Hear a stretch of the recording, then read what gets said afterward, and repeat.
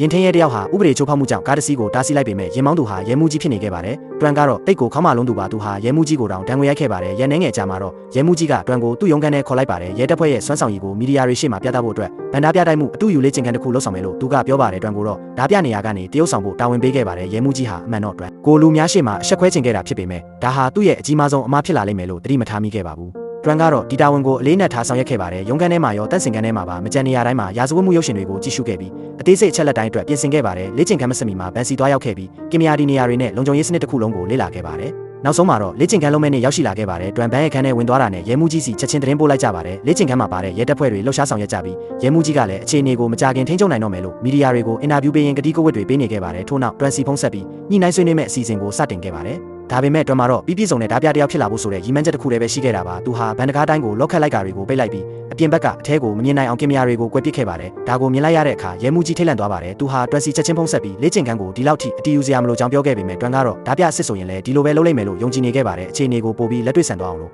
ရဲမှုကြီးရဲ့ဖုံးတွေကိုလည်းမကင်တော့ပဲနေခဲ့ပါတယ်ထိုတော်အတွင်းအမျိုးသမီးဓာစာခံတယောက်ကဒေါသထွက်လာပြီးတွန်ဟာလွန်အားကြီးနေပြီလို့အော်ဟစ်ဆဲဆိုခဲ့ပါတယ်တွန်ကတော့ဓာပြအစ်စ်တယောက်လုံးမဲ့အတိုင်းပဲအဲ့ဒီအမျိုးသမီးပေါ်မှာမင်းမျောနေသူဆိုတဲ့ကပ်ပြားကပ်ပေးလိုက်ပါတယ်ဗန်ပြင်ဘက်မှာတော့ရဲမှုကြီးဟာအခြေအနေကိုထိန်းချုပ်ဖို့စ조사ခဲ့ပါတယ်ရဲတပ်ဖွဲ့ကိုဗန်တိုက်ခန်းကနေတဆင့်ဝင်ရောက်ဖို့အမိန့်ပေးခဲ့ရင်မဲ့တွန်ကကြိုတင်ပြင်ဆင်ပြီးသားဆိုတာသူတို့မသိခဲ့ကြပါဘူးတွန်ဟာဗန်တိုက်ခန်းမော်နီတာတွေကနေတဆင့်လှုပ်ရှားမှုတိုင်းကိုမြင်တွေ့နေရတာကြောင့်ဗန်တိုက်ခန်းရဲ့လေဝင်လေထွက်စနစ်ကိုပိတ်ပစ်လိုက်ပါတယ်အထက်ကလေထုဟာလျှက်တပြက်နေပါသွားပြီးမကြာမီမှာပဲရဲရရှိတွေအသက်ရှူရခက်ခဲလာခဲ့ကြပါတယ်နောက်ဆုံးချိန်ရောက်မှတွန်ကဗန်တိုက်ခန်းတကားကိုဖွင့်ပေးခဲ့ရာရဲရရှိတွေဟာအသက်ကိုလူရှူရင်းထွက်လာခဲ့ကြပါတယ်ထို့နောက်သူတို့ပေါ်မှာတေဆုံးသူဆိုတဲ့ကပ်ပြားတွေကပ်ပေးလိုက်ပါတယ်ညရောက်သည့်အထိလူတိုင်းတောင်းတင်ပိတ်မိနေခဲ့ကြပါတယ်ခုတော့ရဲတပ်ဖွဲ့မှာဓာစာခံတွေကိုတိုက်ရိုက်ကယ်ထုတ်နိုင်မဲ့နေလမ်းမရှိတော့ပါဘူးဒေတာရင်းသတင်းတစ်ခုအဖြစ်စတင်ခဲ့ရမှအခုဆိုရင်အမျိုးသားအဆင့်သတင်းတစ်ပုဒ်ဖြစ်လာခဲ့ပါပြီဗန်ထဲမှာတော့ဓာစာခံတွေဟာတနေကုန်ဘာမှမစားရသေးပါဘူးမင်းမျောနေသူဟုတတ်မှတ်ခံထားရတဲ့အမျိုးသမီးကတဖန်ပြဿနာရှာပြန်ပါတယ်တွင်ဒေါသထွက်သွားပြီးတွန်းထုတ်လိုက်ကကျမ်းပြင်ပေါ်မှာတိုက်ထိုးတာကိုရုတ်တရက်စတင်လှုပ်ဆောင်ခဲ့ပါတယ်လူတိုင်းစဝေးစွာဖြစ်သွားကြပါတယ်ခဏအကြာမှာတော့အခြေအနေကိုပုံမဆိုးရွားစေမဲ့ပုံမပြင်းထန်တဲ့ကပ်ပြားတစ်ခုကိုအဲ့ဒီအမျိုးသမီးပေါ်မှာကပ်ပေးလိုက်ပါတယ်အခုဆိုရင်ရင်ဆိုင်မှုဟာဆက်လက်မကြာမြင့်နိုင်တော့ပါဘူးတွန်ကဓာစာခံတွေကိုလွတ်ပေးဖို့အတွက်